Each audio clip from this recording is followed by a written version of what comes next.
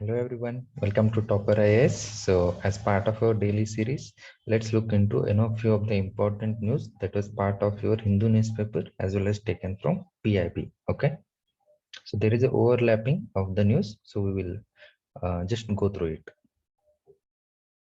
So one is with respect to a study conducted on Himalaya Karakoram region.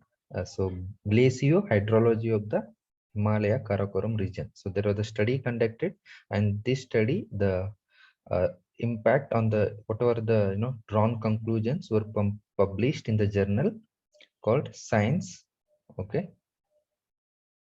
So what did the report say is mainly snow and glaciers are melting rapidly in the Himalayan range. Why? Due to climate change. So moment this happens, this is going to alter water supplies in the rivers like Indus, Ganga, Brahmaputra in the Himalayan Karakoram ranges. Okay, the origin of these three rivers in the from the glaciers which are located in the Himalayas. So moment the glaciers are going to melt rapidly due to climate change, obviously the water supplies that these rivers receive from the glaciers will also be altered.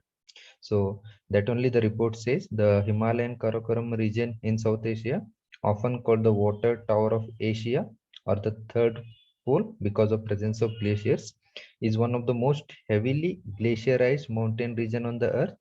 Yes, this is true.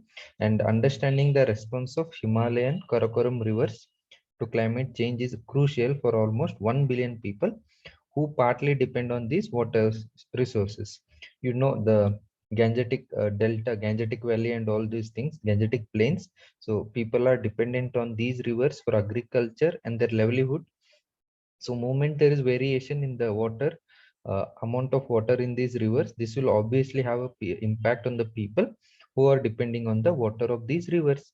So that is what the main purpose of study was, to see to what extent there is an alteration in the river flow, amount of water in the river, and what impact likely it may have on the people who are dependent on it.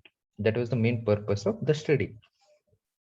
So it says total river runoff and glacier melt and seasonality of flow in these rivers is only projected to increase until 2050. So this is only going to increase in the coming years, and it substantiates the significance of the Himalayan river basins, like saying Himalayan river basins cover an area almost up to 2.75 million kilometers square, then largest irrigated area of 577,000 square kilometer, and world's largest installed hydropower capacity of 26,432 megawatt.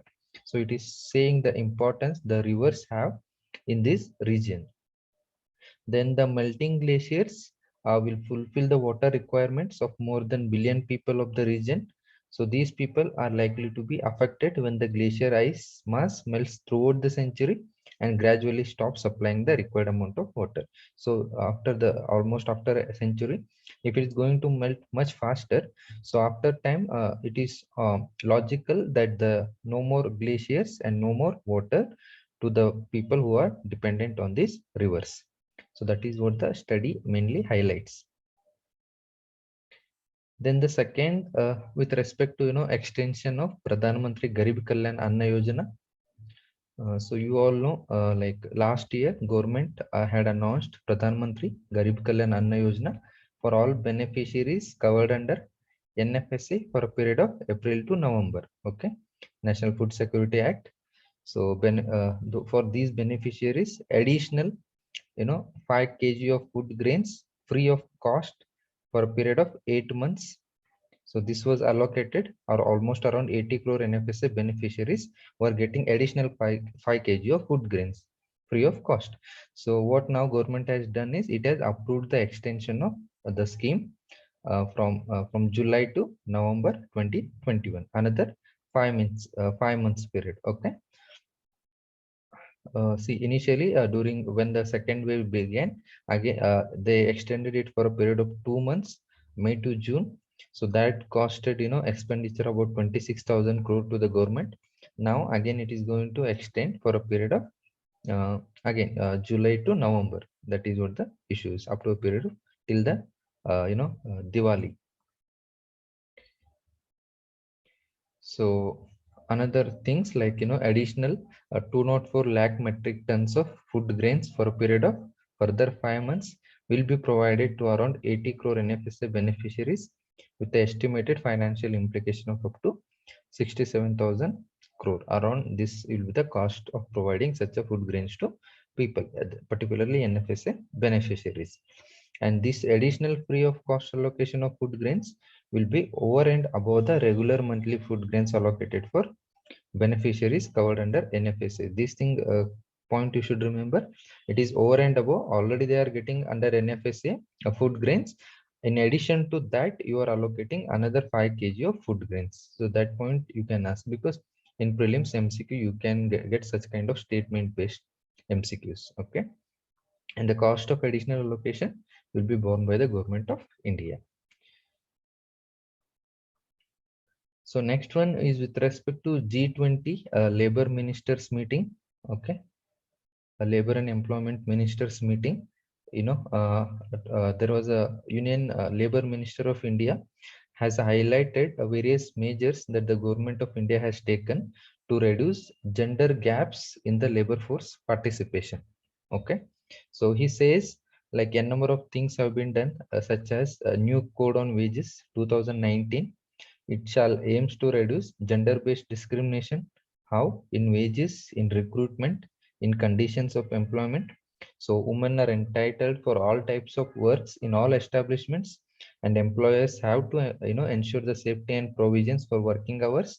And women can now work even during the night hours. So this is how new code on wages aims to reduce gender-based discrimination in the recruitment and conditions of employment.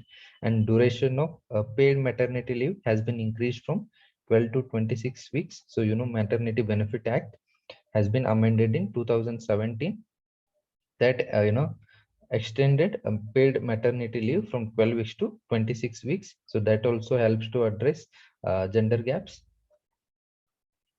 Then there is another scheme, Pradhan Mantri Mudra Yojana, which provides financial support to women entrepreneurs to start small enterprises.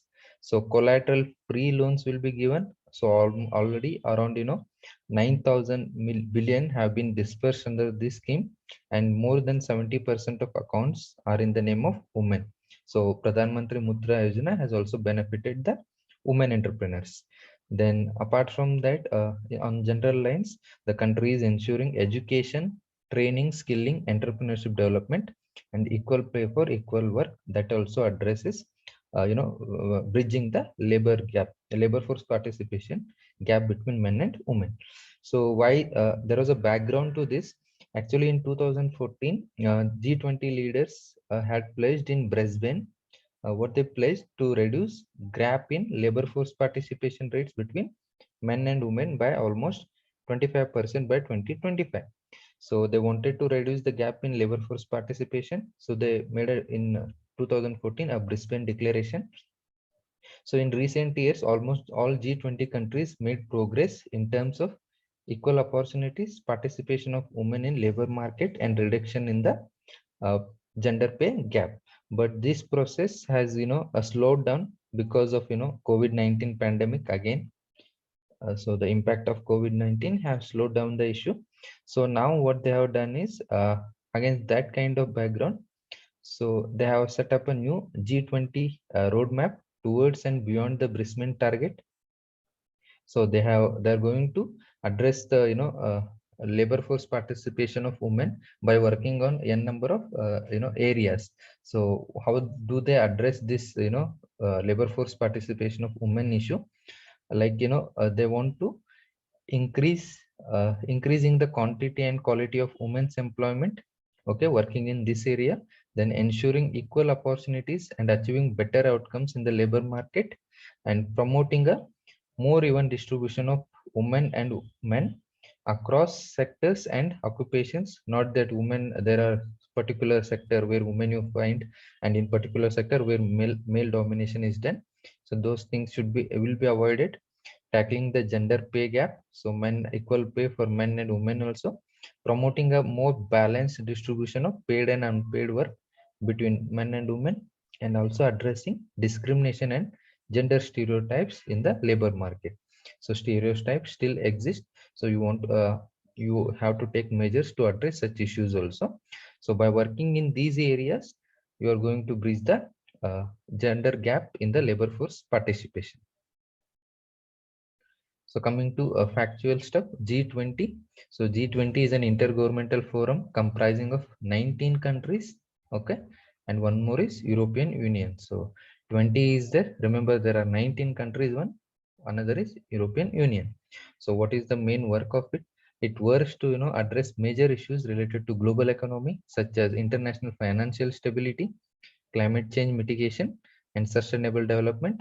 Okay, so this is the working area of G20, and G20 is composed of most of the world's largest economies, including so those include industrialized and developing nations also.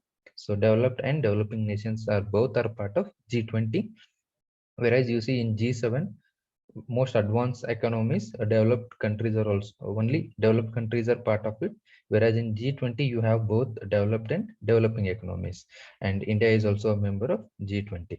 So this was a fact related to prelims which can be asked. Okay, so that's it for today. You can also download the PDF of this document in the link that is shared below, and you can also download Topper IAS app where you will be having access to these all videos. Thank you.